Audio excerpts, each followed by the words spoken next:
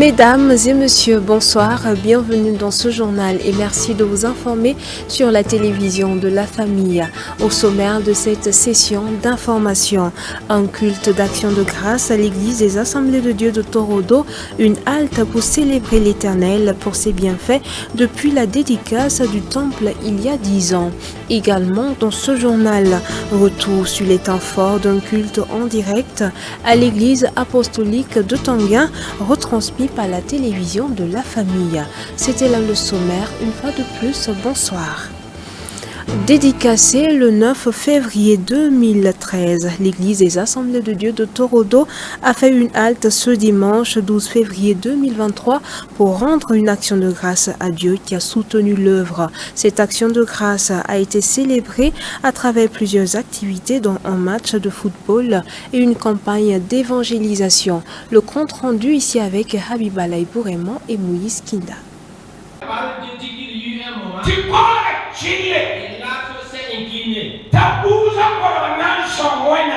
Voici le plus grand édifice érigé pour la gloire de Dieu à Torodo, dans la région ecclésiastique de Ganzourgou, depuis février 2013. Il y a 10 ans de cela que l'église des Assemblées de Dieu Temple El Shama de Torodo dédicaçait son temple. Février 2013, février 2023, il y a de quoi rendre une action de grâce à Dieu qui a pourvu jusqu'ici. Pendant ces 10 ans, Dieu a fait de grandes choses pour l'église d'Assemblée de Dieu de Torodo, Temple El Shama. Je ne pourrais pas tout citer. Le Seigneur a guéri des malades, il a sauvé des vies, le Seigneur a restauré des familles et il a aussi construit des familles. Nous voulons lui dire infiniment merci.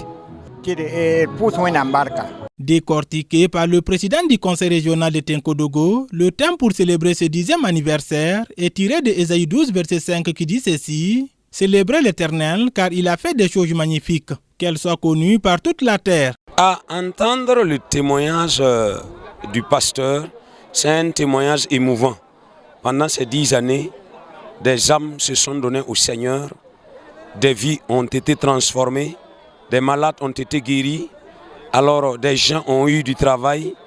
Alors c'est l'évangile holistique. Voilà, tout l'homme. Voilà, nous voyons que ce n'est pas le salut seulement, mais la présence de l'église a apporté beaucoup à ce village. Donc c'est un sentiment de joie. Ce joyau de 1000 places a été érigé par les ressortissants de la localité vivant à Ouagadougou. Il a plu au Seigneur de nous permettre d'implanter cette église à son site actuel. Et petit à petit, donc, j'ai mis de l'argent de côté et le Seigneur a permis, c'est un miracle. C'est pourquoi je parle de ça en demandant au Seigneur de me donner d'être humble. Les grandes choses se font avec des petites choses. Donc c'est petit à petit que nous avons mis de côté ce qu'il faut pour construire ce bâtiment. Pour couronner l'anniversaire de la dédicace de l'église, les fidèles ont mené une évangélisation porte à porte dans les villages de Torodo et plus d'une quarantaine de convertis.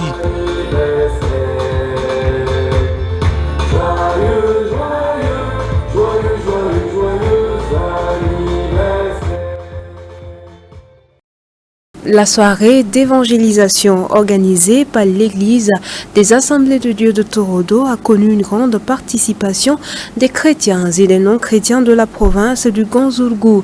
Également, le match entre les jeunes de l'église et ceux du village a été un total succès. Le match a pris fin à la faveur des jeunes du village au score de 4-0. Habibalaï Bourema, Moïse Kinda.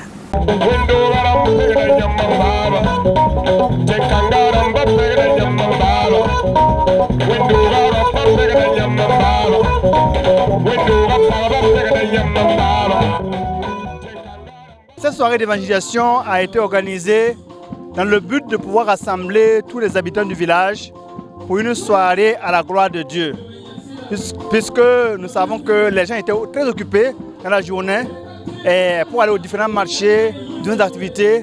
Mais le soir ainsi, ils peuvent se retrouver ici pour un concert, mais aussi une évangélisation en plein air où les gens peuvent écouter la parole de Dieu et entendre le message de la parole de Dieu. Et Dieu peut les aider à décider pour leur vie future. Et dans la journée, on a fait évangélisation porte à porte. Et par la grâce de Dieu, on a eu à peu près 40 et quelques convertis. Voilà, donc après cela, on a fait évangélisation avec les enfants. Là-bas aussi, il y a beaucoup d'enfants qui sont venus pour écouter. En tout cas, c'était intéressant. En tout cas, ça a été bon.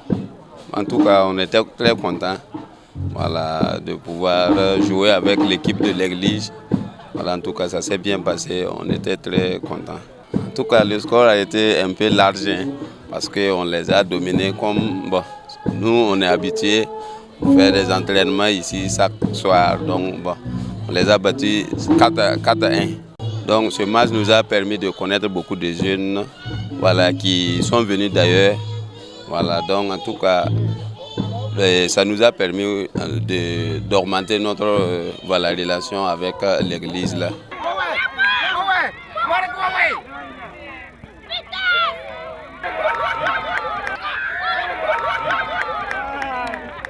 Chose annoncée, chose faite. Ce dimanche 12 février 2023, l'église apostolique de Tanguin a célébré un culte qui a été retransmis en direct sur les antennes de votre télévision Canal Vim Kwega. La synthèse du culte avec Delphine Banissi. Les images sont de l'équipe de production de CVK. Je vous remercie et je trouve cette initiative vraiment très bien parce que plusieurs personnes pourront suivre et désormais nos cultes de dimanche. Comme Doris Congo, les fidèles de l'église apostolique de Tanguin ont accueilli avec joie la télévision Canal Vim Kwega ce dimanche pour un culte retransmis en direct sur nos antennes. Moment de louange, d'adoration et de communion fraternelle, le nom de l'Éternel est célébré.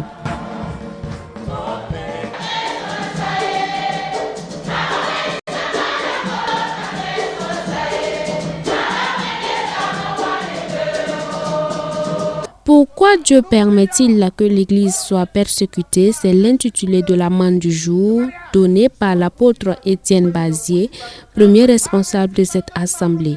Se basant sur Actes le chapitre 7 à partir du verset 55, l'homme de Dieu a énuméré 4 raisons pour lesquelles Dieu permet que l'Église rencontre des difficultés par moment.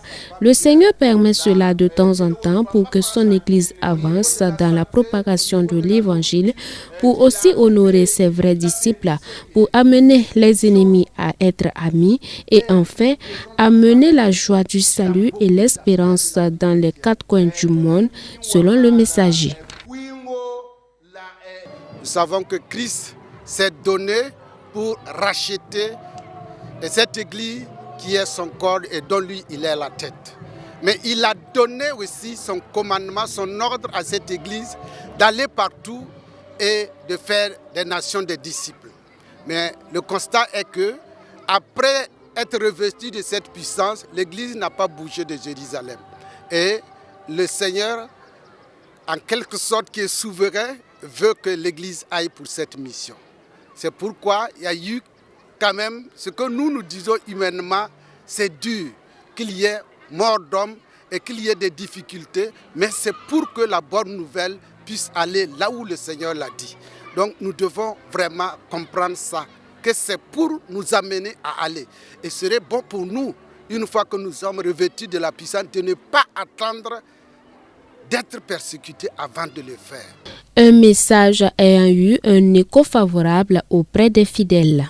Par rapport au message, nous pouvons dire que la persécution est une bonne chose. Et la parole même de Dieu nous dit que toute chose concourt au bien de ceux qui aiment Dieu. Et après cette prédication, nous sommes réconfortés, nous sommes contents parce que nous savons maintenant le but de notre persécution. Nous savons aussi la fin de notre persécution. J'ai beaucoup apprécié le message parce que le message aussi, ça nous pousse voilà, à poursuivre ce que Étienne a fait, à poursuivre son combat pour l'avancée du salut. Dans ce message, il a été question justement de la persécution de l'Église et la persécution d'Étienne. Mais nous retenons que Étienne, dans sa douleur, dans cette souffrance, a invoqué le nom de Dieu pour qu'il pardonne à ses ennemis. Et cela est très, très édifiant.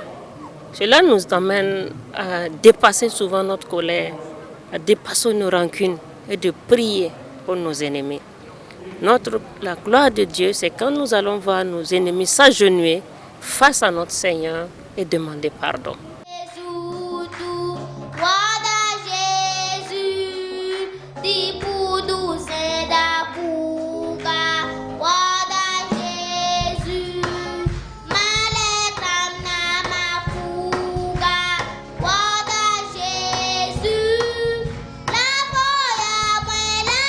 C'est un culte en direct qui a été suivi et salué par plusieurs téléspectateurs à travers le monde.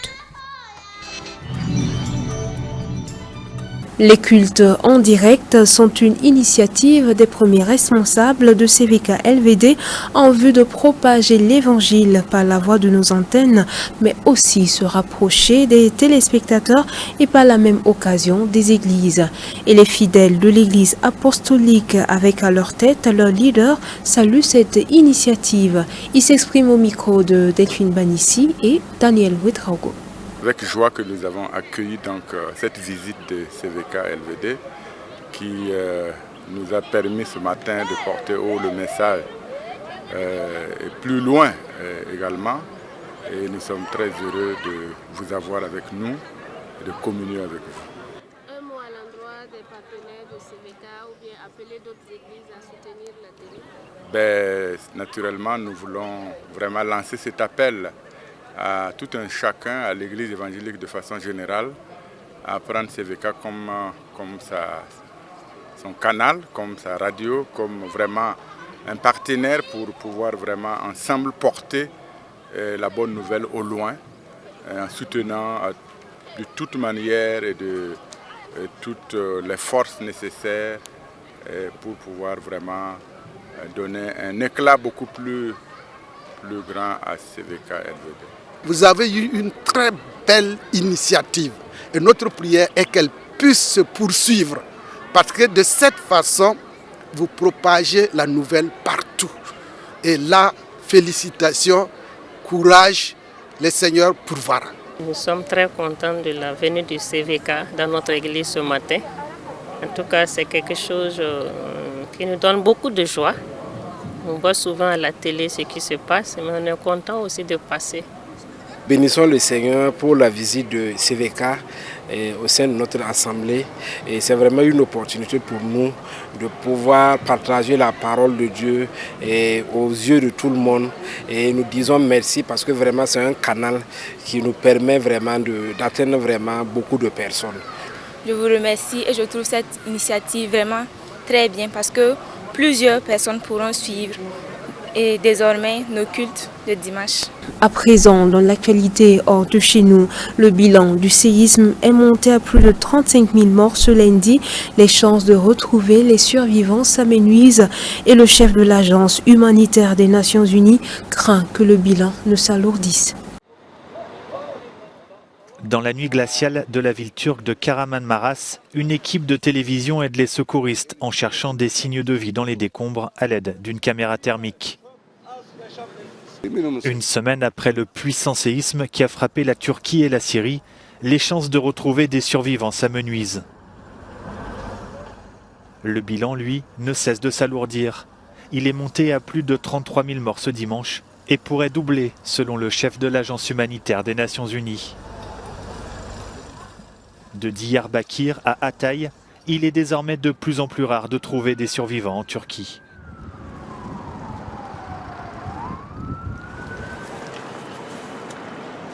Oğlum yurt dışındaydı. Moralı sıfırdı. Çabalıyordu, onu kurtarmaya çabalıyordu ama hiçbir şekilde kurtaramıyordu. Hep ses var ama hiçbir şekilde inmiyor, kimse göremiyor.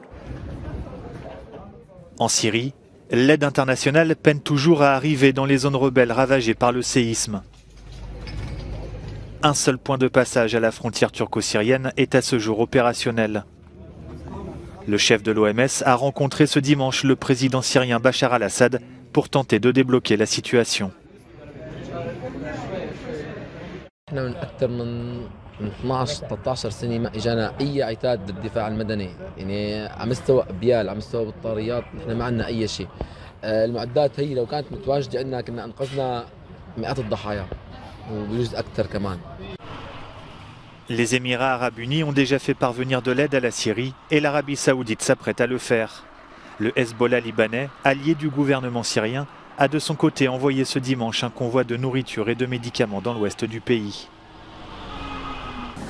En Israël, plusieurs milliers de personnes manifestent ce lundi devant le Parlement israélien contre un projet de loi de réforme du système judiciaire susceptible d'augmenter l'emprise du pouvoir politique sur la justice.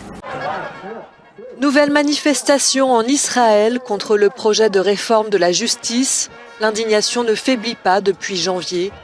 Ce lundi, des milliers de personnes se sont réunies devant le Parlement à Jérusalem pour demander le retrait du texte, pendant que des députés de l'opposition criaient leur désaccord avant le vote en commission. Dimanche soir, le président israélien est sorti de sa réserve pour appeler au dialogue.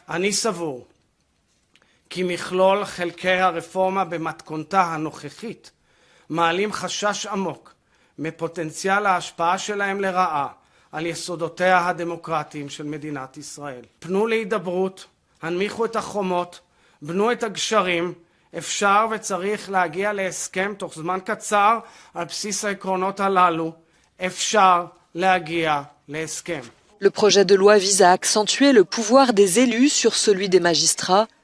De nombreuses personnes accusent Benjamin Netanyahou de vouloir échapper à la justice. Le Premier ministre est jugé dans plusieurs affaires de corruption. Et voilà, mesdames et messieurs, qui referme ce journal. Merci de votre constante fidélité. Excellente suite de programme sur la télévision de la famille.